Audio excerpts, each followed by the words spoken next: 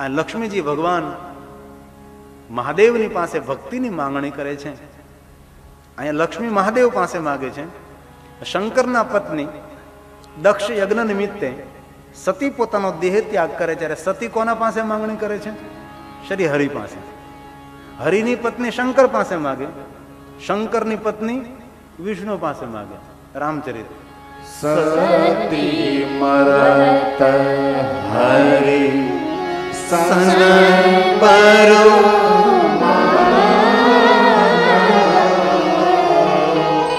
જન્મ જન્મ શિવ પદ અનુરાગ.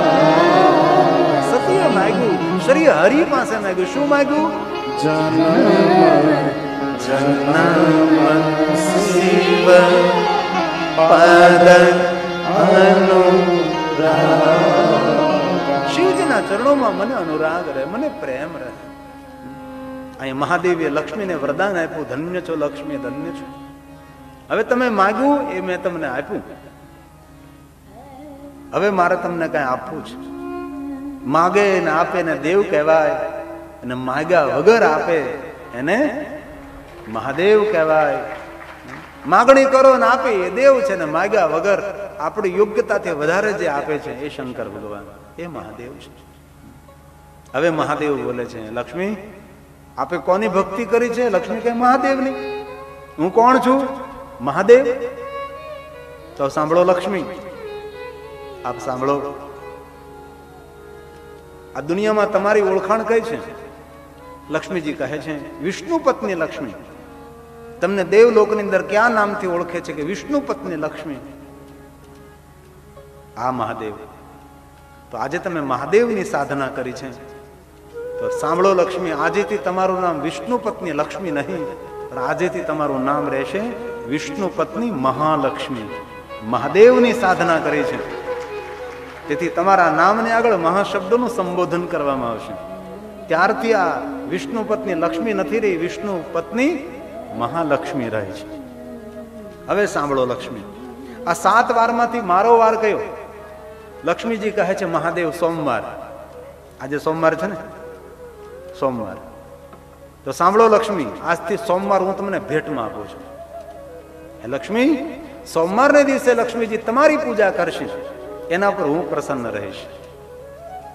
આજના દિવસે લક્ષ્મીજીની પૂજા કરવી.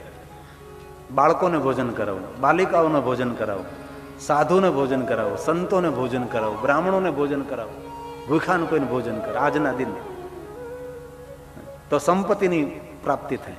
સોમવાર મહાદેવજીએ સોમવાર લક્ષ્મીજીને આપી દીધો છે. આજના દિવસે તમારી પૂજાની પ્રધાનતા રહેશે. અને શંકરનો 7 વારમાંથી એકેય વાર નહીં ભાઈ. સોમવાર લક્ષ્મીનો, મંગળવાર કાલીદેવીનો, બુધવાર વિષ્ણુનો, શુક્રવાર સર્વદેવતા, શનિવાર રુદ્રદેવતા, રવિવાર સૂર્યનારાયણ. આ 7 વારમાંથી એક પણ વાર મહાદેવનો નહીં. તો મહાદેવની પૂજા ક્યારે કરવી? તમને નવરાય મળે ત્યારે.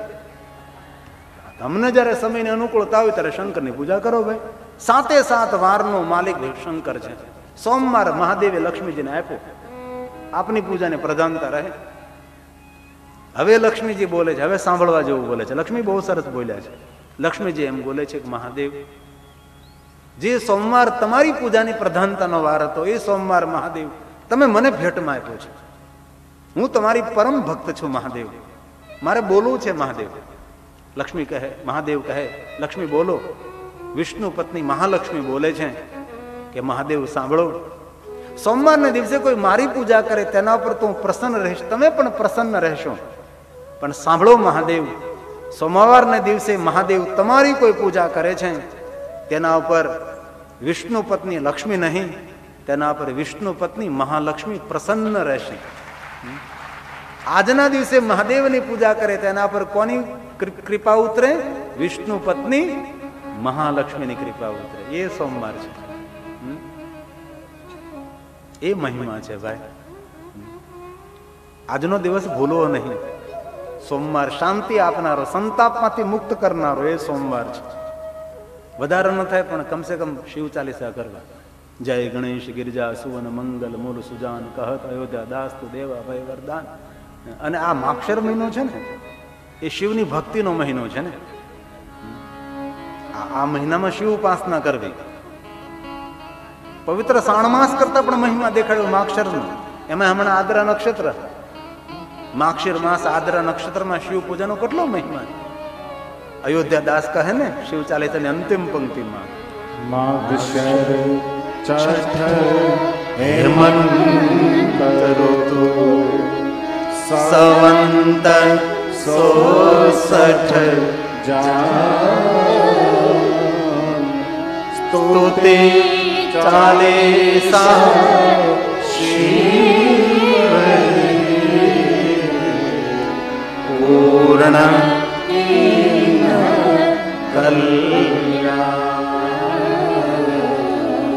પૂર્ણ રોજ જે પ્રાતકાલે પાઠ કરે છે, પ્રાતકાલે વહેલા ઉઠીને સવારમાં, તેના માટે વચન આપ્યું છે, નિત્ય નેમ કરી પ્રાતહી પાઠ કરો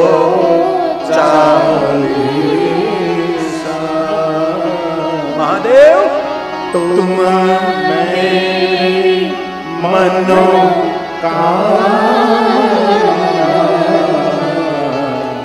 પૂર્ણ કરો જગદીશ પૂર્ણ કરો જગદીશ. કોઈ તમને કહે કે શંકરની સાધના કરવાથી ધન ન મળે, તો અયોધ્યા દાસે ગાયું છે, ધન નિર્ધન કો દેખ સદા જો કોઈ જાસે વો કલ પારે. ધન નિર્ધન દેખ સદા જો કોઈ જાસે વો કલ પારે. શિવાય નમઃ શિવાય હર હર ભોલે નમઃ શિવાય હર હર ભોલે નમઃ શિવાય. નમોસ્તુતે વ્યાસ વિશાલ ભૂતે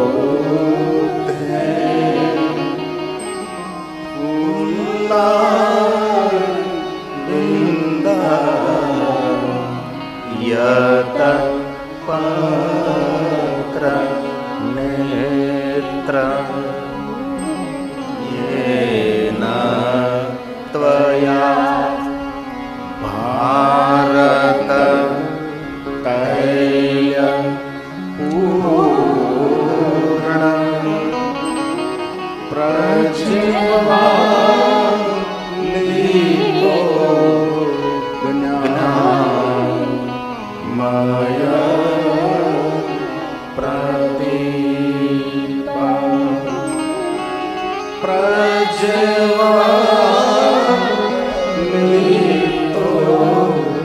જ્ઞાનમય પ્રદીપા. બ્રહ્મા બ્રહ્મલોકમાં નારદને ભગવાન મહાદેવની કથા કહે છે. પ્રયાગ તીર્થમાં સૂત પુરાણજી ઋષિ મુનિઓને ભગવાન મહાદેવની કથા સંભળાવે છે. બ્રહ્માજી બોલે છે, નારદ અધિક કહેને સે ક્યાં લાભ. હે નારદ, જે માનવ ભગવાન મહાદેવની કથાનું શ્રવણ કરે છે, જે કથા સાંભળે છે, રુદ્રાયવ નઃ સંશય, એ સાક્ષાત રુદ્ર તુલ્ય છે. મહાદેવની કથાનું જે શ્રવણ કરે છે નારદ, એમનું દર્શન કરવા માત્રથી હે નારદ મંગલ નહીં પરમ મંગલ થાય છે. નારદ, શિવ કથાનું શ્રવણ કરનારો માનવ એ દર્શનીય છે, એ દેવોનું મહાદેવનું સ્વરૂપ છે, એ તીર્થોનું સ્વરૂપ છે. જે માનવ ભગવાન મહાદેવની કથા સાંભળે છે એમને સામાન્ય ન સમજવું. બહુ જન્મોના પુણ્ય જ્યારે એકત્ર થાય ને ત્યારે કથા સાંભળવાનો વિચાર આવે છે. અને જે કથા સાંભળે છે ને, ફલમ વક્તુ ન શકનોમિ, કથા સાંભળવાનું જે ફલ મળે છે એ ફલનું વર્ણન મહર્ષિ ભગવાન વ્યાસે એમ કહે છે કે હું પણ ન કરી શકું. અનેક જન્મોના પુણ્યના ફલ સ્વરૂપે વિચાર પ્રગટ થાય કે મને કથામાં જવું છે, જવાનો વિચાર પ્રગટ થાય છે. કથા સાંભળવાથી પુણ્ય મળે છે. કોઈ એમ કહે કથા સાંભળવાથી પાપમાંથી મુક્તિ મળે, પણ એટલું જરૂર યાદ રાખવું, પાપમાંથી મુક્તિ મળી હોય ને તો જ કથા સાંભળવાનો વિચાર પ્રગટ થાય. જ્યાં સુધી માણસ પાવન ને પવિત્ર ન બને ત્યાં સુધી ભલા તેને કેવી રીતે સારો વિચાર પ્રગટ થાય. તેથી કથા સાંભળનાર શ્રોતાઓને સામાન્ય ન સમજવા, એ દર્શનીય છે.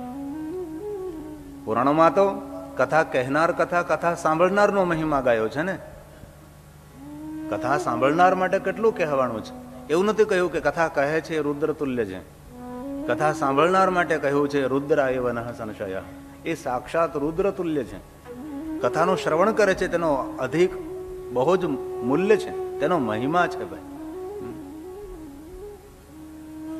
મેં ઘણી વાર કથામાં કહ્યું કે અમારે ચેન્નાઈ, અમારા કાંતિમામા પધારેલા છે ચેન્નાઈથી, તો એમને ત્યાં કથાનું જયારે આયોજન હતું ત્યારે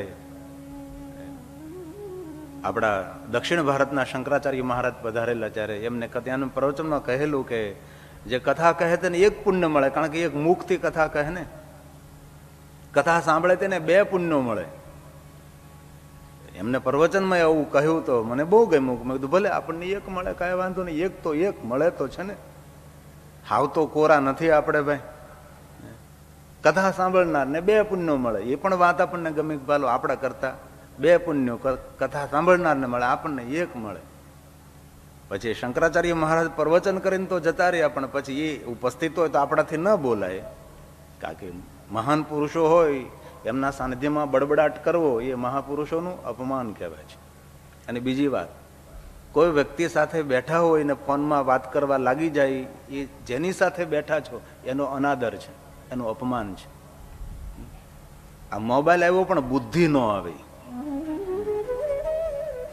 કોઈ મોટા મહાન માણસ સાથે બેઠા હોય ને કોઈનો મોબાઈલ ફોન આવે તો તેને બહુ મૂલ્યવાન હોય તો એમ કહી દે ભાઈ થોડીક વાર પછી સોરી, અથવા એમ કહેવાય કે ભાઈ હું થોડુંક કામમાં છું, ગમે એ રીતે. પણ કોઈ મહત્વના માણસ સાથે બેઠા ને તમે એની આમાં બેઠા બેઠા ફોનમાં બરાડા પાડવા લાગો તો એ માણસનો અનાદર છે.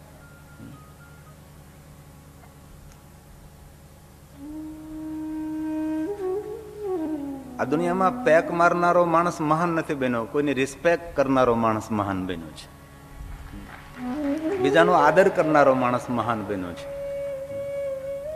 પછી એ શંકરાચાર્યજી મહારાજ જતા રહ્યા એટલે પછી મારે તો કથા કહેવાની હતી, એટલે મેં એમ કહ્યું કે આચાર્યશ્રીએ બહુ સરસ વાત કરી કે કથા કહે તેને 1 પુણ્ય મળે, કથા સાંભળે તેને 2 પુણ્યો મળે. પણ મને એમ થયું કે થોડુંક આગળ જાઉં હું, તો મેં કહ્યું કે કથા હું કહું છું એટલે 1 પુણ્ય તો મને મળે જ, પણ હું કથા કહેતા કહેતા કથા સાંભળું પણ છું, એટલે મને 3 પુણ્યો મળવા જોઈએ. કારણ કે આપણે બોલીએ સાથે સાથે સાંભળતા તો હોય જ ને, એટલે કથા શ્રવણ કરવાનું પણ વક્તાને પુણ્ય મળવું જોઈએ ને. બ્રહ્મા નારદને એમ કહે છે કે નારદ, આસમાનમાં જેટલા તારાઓ છે તેટલા જન્મનું પુણ્ય ઉદય થાય. ઉદય થાય એટલે ઉગે, પ્રકાશિત થાય, ત્યારે આ ભગવાન મહાદેવને કથા સાંભળવાનો અવસર પ્રાપ્ત થાય. તો સાંભળો નારદ, હું તમને શંકર ભગવાનની કથા કહું છું. શા માટે? લોકાનામ હિત કામ્યા, જગતના હિત માટે, આ જગતના સુખ માટે. કોઈ રાજુભાઈ ભારતીબેનને પૂછે કે તમે આયોજન શા માટે કર્યું, તો એનો જવાબ છે આ જગતના હિત માટે, લોક હિત માટે છે. અને મને એક વસ્તુ કહેતા ખૂબ આનંદ થાય છે, પિતૃ મોક્ષાર્થે લગભગ ભાગવત કથા કરે છે. કરવી જ જોઈએ, પરંતુ આપ જ મને કહો મોક્ષનો દેવ કોણ? શમશાન ઉપર શું લખ્યું હોય? મોક્ષધામ. શમશાનમાં કોણ રહે? કાંઈક તો બોલો એલા ભાઈ. તો મોક્ષનો દેવ કોણ? મહાદેવ છે. તો આવા ભાગ્યે જ પુણ્યવાન આત્મા હોય છે કે જેના પિતૃના મોક્ષાર્થે ભગવાન મહાદેવની કથાનું આયોજન કરે. એક નવી દિશા, એક નવો સંદેશ કે પિતૃ મોક્ષાર્થે શંકર ભગવાનની કથાનું આયોજન કરી શકાય છે. એવું તમે ન સમજો કે શ્રીમદ ભાગવત કથા, કોઈ પણ પુરાણની કથા કરી શકો, રામચરિત માનસની પણ કથા કરી શકાય છે. પરમાત્માની કથા માત્ર આત્માને તૃપ્ત કરનારી છે અને પિતૃઓને પરમ ગતિ આપનારી છે. તેથી જે પોતાના માતા પિતાની યાદમાં ભગવાનની કથાનું આયોજન કરે, મહાદેવની કથાનું આયોજન કરે, એ સમાજને એક નવો સંદેશ આપી રહ્યા છે.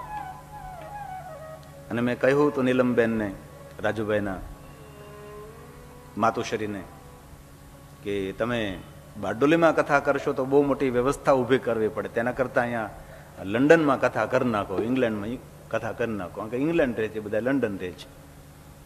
એમને કહ્યું કે નહીં, મારો પરિવાર, મારું કુટુંબ, મારું વતન, મારે તો મારા વતનમાં કથા કરવી છે, મને બારડોલીમાં કથા કરવી છે. અને એમનો સંકલ્પ તો આપણને આટલી મોટી સંખ્યામાં લાભ મળ્યો. ધારે તો ત્યાં કરી શકે છે ને, પણ નહીં, મને તો ગુજરાતમાં મારા વતનમાં મને ભગવાનની કથા કહેવાય છે. તો પિતૃઓની યાદમાં માતુશ્રીના સાનિધ્યમાં રાજુભાઈ, ભારતીબેન, તેમનો પરિવાર આ કથાનું આયોજન કરી રહ્યા છે. અને આજ કથાનો 3જો દિવસ છે. બ્રહ્મા નારદને કહે છે, નારદ, હું આપને ભગવાન મહાદેવની કથા કહું એ પહેલા પરમાત્મા નિરાકાર બ્રહ્મને પ્રણામ કરું. આ બ્રહ્માજીએ નારદ સમક્ષ નિરાકારની વંદના કરી છે. આ શબ્દ પ્રસાદ બ્રહ્માજીનો છે. બ્રહ્મ રૂપ બ્રહ્મજ્ઞ. કથાનો એક એક શ્લોક એ મહાદેવની પૂજા છે. કથાનો એક એક શબ્દ એ શંકરજીની વંદના છે. કથા એ ઉપાસના છે, કથા એ સાધના છે, અનુષ્ઠાન છે. આ અનુષ્ઠાન એટલે ઠાન, એટલે પ્રતિજ્ઞા. 9 દિવસની અમારી આ પ્રતિજ્ઞા, ભગવાન મેં 9 દિવસ તારો મહિમા સાંભળશું. ઠાન, અનુષ્ઠાન. 40 દિવસનું હોય, 108 દિવસનું હોય, 51 દિવસનું હોય, અનુષ્ઠાન. ઠાન એટલે પ્રતિજ્ઞા. અમારી 9 દિવસની પ્રતિજ્ઞા, ભગવાન અમે તારો મહિમા ગાઈએ, અમે તારો મહિમા સાંભળીએ. આ શબ્દ પ્રસાદ છે. બ્રહ્મા બોલ્યા છે. બ્રહ્મ રૂપ બ્રહ્મજ્ઞ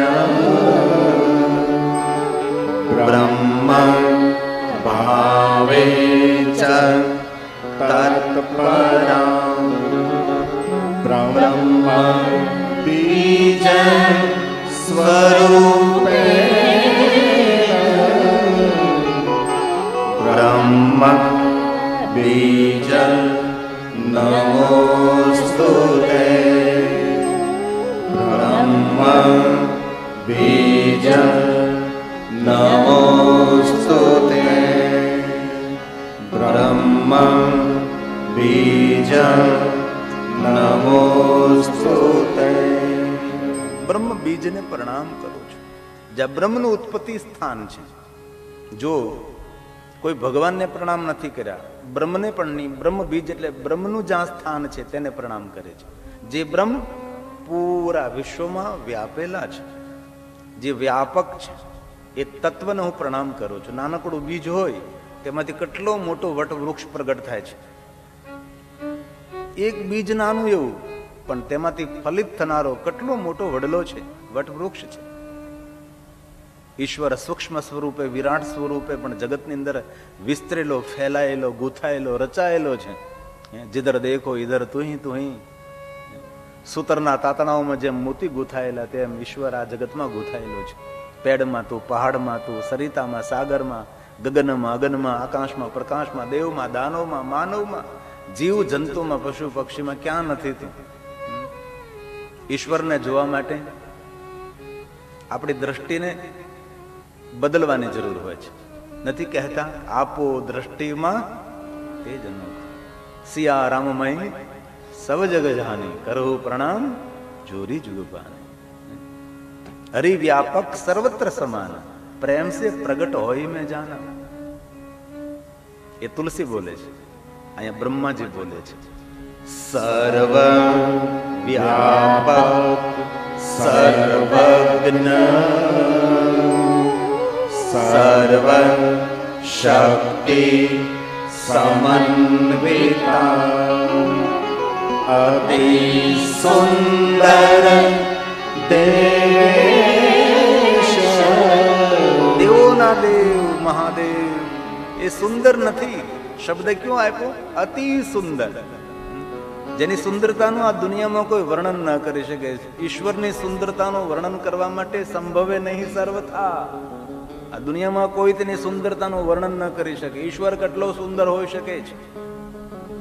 1-2 મિનિટ કોઈ ગુલાબના ફૂલ સામે નજર કરો તો આપણને એમ થાય કે ઓહો કેટલું સુંદર ગુલાબનું પુષ્પ છે. ક્યારેક હિમાલય પહાડોની ચટ્ટાનોનું દર્શન કરો તો ખબર પડે કે કેટલી સુંદર સૌંદર્ય રહેલું છે. ઈશ્વર શ્રેષ્ઠ કવિ છે. પોતાની લખાયેલી કવિતાનો ખુદ પોતે અભિનય કરે. એ ગગન અગન, એ દિશા દિશા સરિતા સાગર પેડ પહાડ જીવ જંતુ ફલ ફૂલ, કેટલી સુંદર જગતની રચના કરી છે. પણ આપણને ક્યાં ફુરસદ છે? ક્યારેક રાત્રિના સમયે ઘનઘોર અંધકાર હોય ને અગાશી ઉપર ઉભા રહો ને આકાશ તમે મીટ માંડો ને તો પણ આપણી મતિ બુદ્ધિ કામ ન કરે. એવું તો વિરાટ આકાશ છે. આકાશમાં ટમટમતા તારાઓનો સંખ્યા તમે જોવો તો ખરા. જેને સૃષ્ટિના સર્જકનું દર્શન કરવાની જેમને મહેચ્છા હોય, મન ઈચ્છા હોય, એ તો ક્યારેક ગગન ઉપર નજર કરે, જ્યારે સાગરમાં ઉછળતા મોજાઓનું દર્શન કરે, ક્યારે ગંગાના નીર સામે નજર કરે, ક્યારે ખીલતા પુષ્પોની સામે દ્રષ્ટિ કરે. પણ ક્યાં ફુરસદ છે? મોબાઈલ માંથી ઊંચું આવે ક્યાંક ઊંચું માથું કરે ને, એમાં જ એને જોવાનું છે. કેટલી વિરાટ સૃષ્ટિ છે. અરે પેડ બોલે, પહાડ બોલે, સરિતા બોલે, સાગર બોલે, અરે વૃક્ષો વાતો કરે છે, પુષ્પ તમારી સામે સુંદર ખડખડાટ હસે છે. આ પૃથ્વી પુષ્પનું રૂપ લઈને તમારી સામે હસે છે, મારી સામે મુસ્કુરાટ. પણ હતાશ, નિરાશ, ડિપ્રેશનમાં ઘેરાયેલો માણસ, ચિંતાથી ચારે તરફ ઘેરાયેલો માણસ હસી શકતો નથી. હમણાં હું અમદાવાદ રોકાણો 2-3 દિવસ, તો સવારમાં 5-5:30 જોર જોરથી બધા હસે. પછી મને ખબર પડી કે લાફિંગ ક્લાસ બાજુમાં છે તમારા વિજયભાઈ અમદાવાદમાં. આપણી સિમ્સ હોસ્પિટલ છે ને તેની બાજુમાં. તો બધા બગીચામાં ભેગા થઈ, મેં બારી ખોલી, મેં કીધું આ કોણ છે? તો બધા રિટાયર્ડ, બધા ટાયર વગરના, બધા વડીલો ભેગા થઈને એટલું જોર જોરથી હા હા હા હા લાફિંગ ક્લાસમાં જણેલા. આ લાફિંગ ક્લાસમાં કોને જવું પડે? જે જિંદગી પર હસ્યો નહીં હોય ને એને લાફિંગ ક્લાસ કરવા પડે. તેથી હસતા રહો ભલામણા. आपके मुख पर मुस्कुराहट है तो दुनिया आपके साथ है. आपके मुख पर मुस्कुराहट है तो दुनिया आपके साथ है, वरना आंसुओं की जगह तो आंख में भी नहीं है. आंसुओं ने तो आंखों पर धकेलीने बहार फेंके छे. याद राखवा जेवुं सुंदर सूत्र. आ दुनिया में तू एकलो नहीं, तू एकड़ो छे. उठ, हजारों मींडा तारी राह जोवे छे. तू तारू मूल्य समझ. आ दुनिया में तू एकलो नहीं, पण तू एकड़ो छे. उठ जाग, हजारों मींडाओ तारे राह जोवे छे. हजारों मींडाओ तारी राह जोवे छे. तू मूल्य तो समझ तारो. तू तारू मूल्य तो कर. झूमता ना आवड़े तो कोई वांधो नहीं, पण तारा कार्यक्षेत्र में झूम तो सही. हजारों मींडाओ तारी राह जोवे छे. હજારો મીંડાઓ તારી રાહ જોવે છે. વિજયભાઈ વકીલ, હું 12 વર્ષ પહેલા બારડોલીમાં કથા કરવા માટે આવ્યો હતો. એને 12 વર્ષ થયા, 2006માં આવ્યો હતો. અને ત્યારે અમારા હંસાબા, અમારા કથાને આયોજક અમારા ગીતાબા છે, હંસાબાને ઘેર મારું ઉતારો. અને ત્યારે અમારા હિતેન્દ્રસિંહ, ભૂપેન્દ્રસિંહ, મનીષભાઈ ને અમારે ભૂમિબેન ને બધાય કેટલા શ્રોતા ખબર? 45. પછી છેલ્લે 60-70 જણા થયા હશું અમે. અને કેવી વ્યવસ્થા સરસ ખબર? આ સંગીતકારોની પાછળ આ બધા બેઠા હોય અને સંગીતકારોની સાળું ખેંચે પાછળથી, એટલે આગાને. આજે હજારો મીંડાઓ તારી રાહ જોવે છે. આજે હજારો મીંડાઓ તારી રાહ જોવે છે. તને ઝૂમતા ના આવડે પણ ઝઝૂમતા તો આવડે છે ને. તને ઝૂમતા તો ના આવડે પણ કમસે કમ તને ઝઝૂમતા તો આવડે છે ને. અને ઝઝુમા વગર છૂટકો પણ નથી ને. તું એકલો નથી, તું એકડો છે.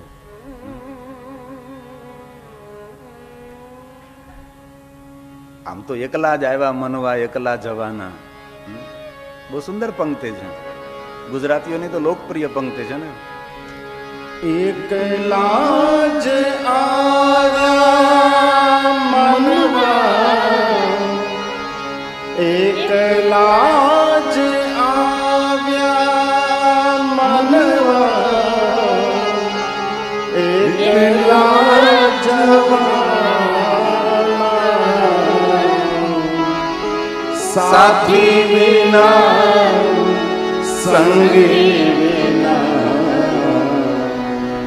એકલા જવાના, સાથી વિના સંગી વિના, એકલા જવાના. આ સનાતન સત્ય સૂત્ર છે ભાઈ. ભલે આપણે બોલતા હોઈએ પણ જીવનમાં આપણે ગંભીરતાપૂર્વક તેને દેખતા નથી. થોડી વાર તો ક્યારેક પલ બે પલ તો વિચારો કે આંખ બંધ થતા આપણા માટે સૃષ્ટિ કેવી હોઈ શકે છે.